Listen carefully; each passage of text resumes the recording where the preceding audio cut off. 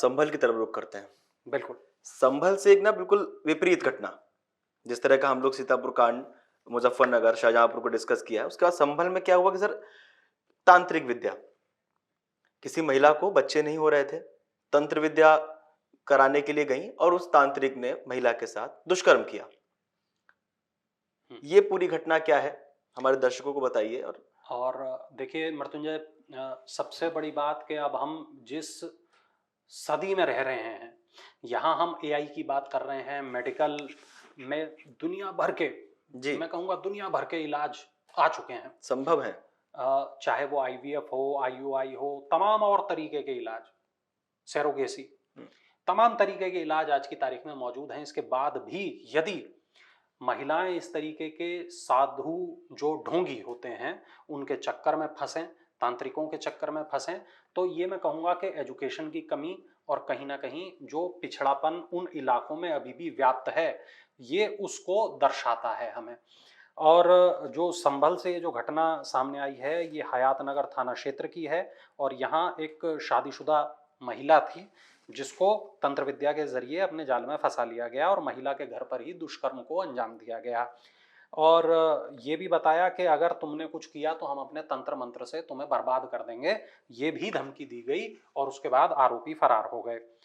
महिला ने पुलिस को जो जानकारी दी वो ये बताया कि शादी को कई साल हो गए, बच्चे हुए नहीं, और 3 महीने पहले वो एक गांव से दवाई लेने के लिए पहुंची। वहां पर एक तांत्रिक से उसकी मुलाकात हुई और तांत्रिक ने कहा कि हम मतलब इलाज करेंगे और आपको संतान की प्राप्ति हो जाएगी। इसके बाद वो घर पे आता जाता रहा, तंत्र विद्या का झांसा देता रहा और मंगलवार जब वो घर पे आया तो उसने तंत्र विद्या शुरू की और पति को तालाब के किनारे और सास को घर से बाहर भेज दिया।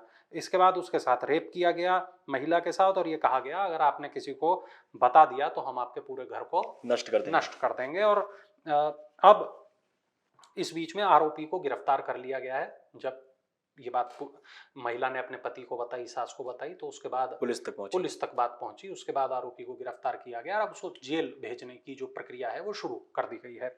एक बात। अच्छा, अब इसमें मृत्युंजय मैं आपको थोड़ा सा कुछ और घटनाएं बताना चाहूंगा। दर्शक को भी मैं बता दूं कि जितने भी लोग देख रहे हैं, 28 फरवरी 2024 की एक घटना है और ये मध्य प्रदेश के अशोकनगर इलाके की ये घटना है जहां पर एक बच्चे के लिए तरस रही महिला के साथ गैंग रेप हुआ।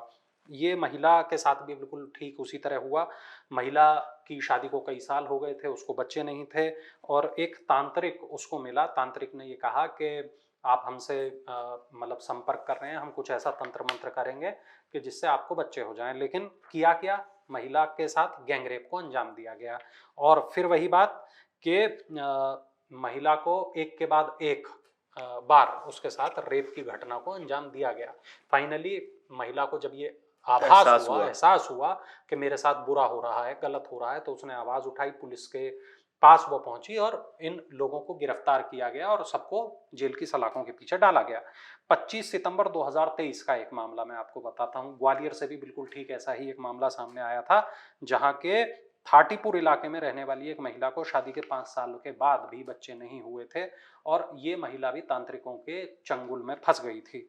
और इस महिला से पहले तो ये कहा गया कि आपका जो घर है वो बाधा बन रहा है, आप अपना घर छोड़ दो। उसने घर छोड़ दिया, वो दूसरे घर में शिफ्ट हो गई। मतलब एक ब्रेन वॉश। उसके बाद फिर दूसरी उसने चाल चली और ये कहा गया कि मैं आपको एक बड़े संत से मिलवाऊंगा, एक बड़े तांत्रिक से मिलवाऊंगा और मेरे साथ दिल्ली चलो। और दिल्ली ले गया उसे और 3 दिन तक लगातार उसके साथ रेप की वारदात को अंजाम दिया गया।